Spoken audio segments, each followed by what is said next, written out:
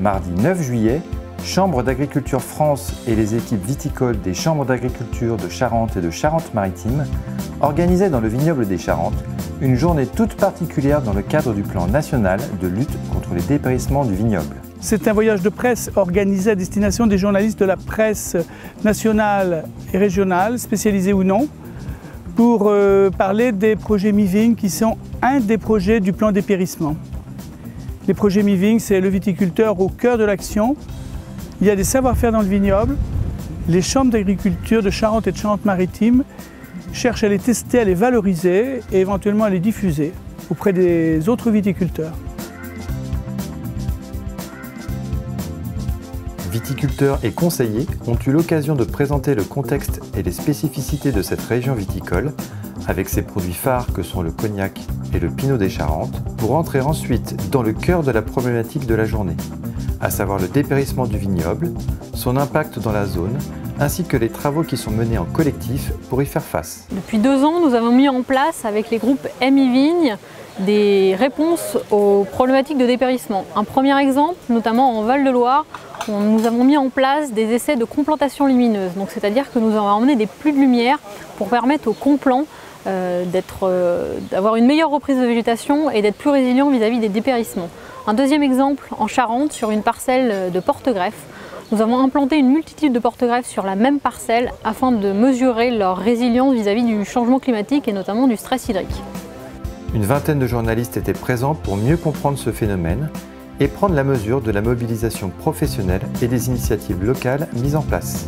Alors, je travaille pour France Info et je prépare un reportage sur les maladies de la vigne parce que je pense que le grand public n'est pas au courant tout simplement, que le vignoble est malade et qu'il y a un plan national de contrôle dépérissement.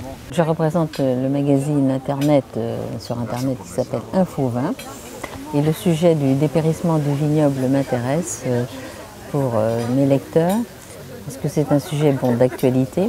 Le réchauffement climatique, c'est un sujet dont tout le monde est concerné.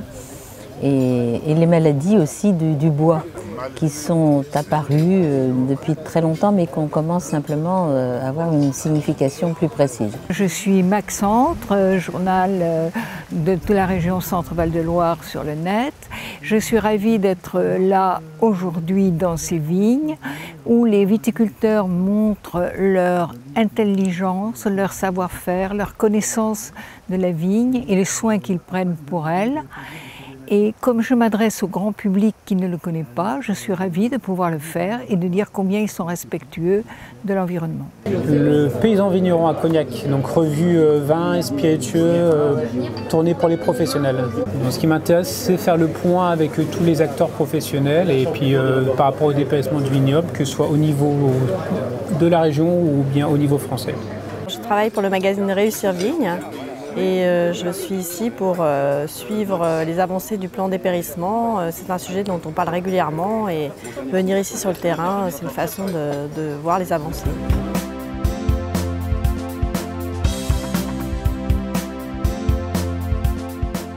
La visite d'une pépinière viticole a été l'occasion de mettre l'accent sur l'importance de disposer d'un matériel végétal de qualité, tracé avec des porte-greffes testés sur leur sensibilité aux maladies du bois. Je suis Delphine Belbeau, pépiniériste et viticultrice en fin bois. Nous avons fait un essai avec la Chambre d'agriculture sur les maladies du bois. On a planté différents porte-greffes avec de l'uni-blanc afin de voir si les porte-greffes avaient une influence sur la progression des maladies du bois. Pour lutter contre les maladies du bois, la taille d'un cep de vigne a son importance. C'est ce qu'ont rappelé les conseillers lors des visites de parcelles durant l'après-midi, avant d'aborder le sujet de l'entreplantation, nécessaire pour renouveler les ceps manquants. Cet après-midi, nous sommes chez Christophe Gambier, donc membre d'un groupe MiVigne, Productivité. Nous sommes venus là sur son vignoble pour parler entreplantation, pour montrer un petit peu cette technique sur laquelle il investit beaucoup de temps, puisque c'est environ 40% d'un temps plein personnel dédié à ces opérations d'entreplantation. C'est essentiel dans le contexte de productivité actuel que rencontre le cognac. Cette journée a aussi été l'occasion de mieux faire connaître les efforts fournis par les viticulteurs pour préserver la qualité de l'eau sur les zones de captage, ainsi que leur savoir-faire grâce à une séance de dégustation. Réalité que la journée a réussi à transmettre aux journalistes présents, même si la mobilisation doit rester forte et pérenne. Donc cette journée-là, sur le plan national de dépérissement, est une réussite. Donc d'abord, en termes, je dirais, de perception de nos techniciens, de chaque chambre, départementale, régionale, de tous les services qui ont contribué, le IFV bien entendu, le CNIV, ça c'est le postulat de départ et constructif. Deux, la nécessité vis-à-vis de nos vignerons et viticulteurs et techniciens de chaque chambre de se positionner à moyen terme et de continuer à faire perpétuer ce plan-là.